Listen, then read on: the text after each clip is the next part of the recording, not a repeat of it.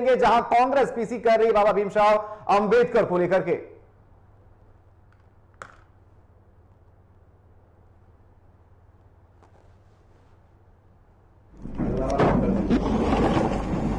ठीक है, ऐसा नहीं कि मेरा आया ही नहीं। सब आएगा, सब है, सब पीछा कर।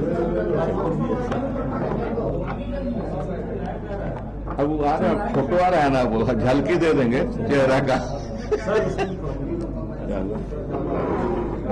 चलिए, प्रेस कॉन्फ्रेंस में आए हुए हमारे प्रिंट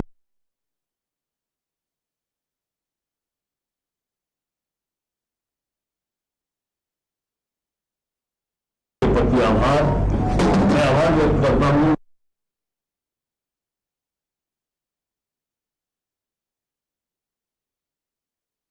रामेश्वर उरांव जी के प्रति, IAS कच्छप जी के प्रति और जो हमारे प्रदेश के सभी पदाधिकारी हैं, एक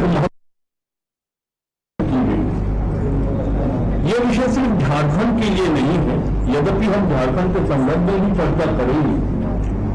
ये पूरे देश के जनजाति और अनुसूचित जाति के लोगों के सामाजिक आर्थिक उत्थान के लिए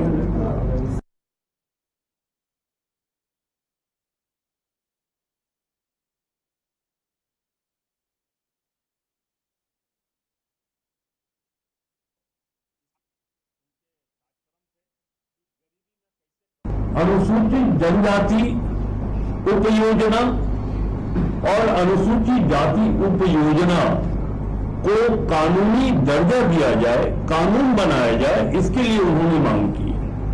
मैं बहुत ही समय आपको भारत के संविधान 275 कंडिका 1 4 लाइन का है, मैं पढ़ के आपको बताता हूं, जिसमें यह उल्लेख किया गया है कि भारत की संचित निधि में से ऐसी पूंजी संदत्त की जाएगी जो उस राज्य को उन विकास स्कीमों के खर्च को पूरा करने में समर्थ बनाएगा जिन्हें उस राज्य में अनुसूचित जनजातियों के कल्याण की अभिवृद्धि हो सकेगी।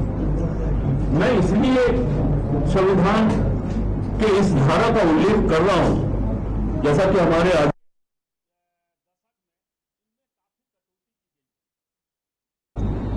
कि ये जो डिमांड है कि इसको कानून का रूप दिया जाए,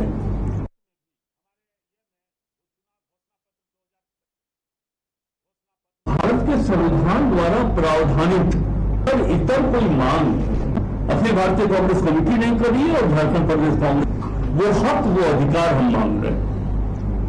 हम आपको बताना चाहते हैं कि 1974, 75, 76 और 79-80 में तत्कालीन प्रधानमंत्री श्रीमती इंदिरा गांधी जी ने, यद्यपि संविधान में यह प्रावधान पहले से चला आ रहा है, लेकिन देश के आदिवासी और दलितों के आर्थिक सामाजिक उत्थान के लिए उन्होंने उप योजना का प्रावधान किया था। यह कोई नई बात नहीं, सबसे पहले उन्होंने ही किया था। हमारी पार्टी 2013 में कानून बनाने के लिए भी तैयार थी, प्रक्रिया में आगे बढ़ गई, बहुत कदम पूरा कर लिया गया था कि हम कानून बनाए। उस समय डॉक्टर मनमोहन सिंह जी हमारे प्रधानमंत्री हुआ करते थे, लेकिन 2014 में चुनाव का सामना करना पड़ा। इसमें चुनाव हुआ लोकसभा का, कानून बनाने की यह सोच, यह सपना साकार अखिल भारतीय कांग्रेस कमेटी डॉक्टर मनमोहन सिंह के नेतृत्व में नहीं कर पाई। अब स्थिति यह है, मैं फिर कहना चाहूंगा कि हमारे प्रदेश अध्यक्ष जी और हमारे पूर्व वित्त मंत्री जी डॉक्टर रामेश्वर उरांव जी ने जिस बात पर फोकस किया, भारत सरकार एक तो यह है कि विगत एक दशक में जो पैसा मिलना चाहिए था देश के विभिन्न राज्यों में आदिवासी और दलितों के लिए, उसमें कटौती की गई, लगातार हरास होते गया।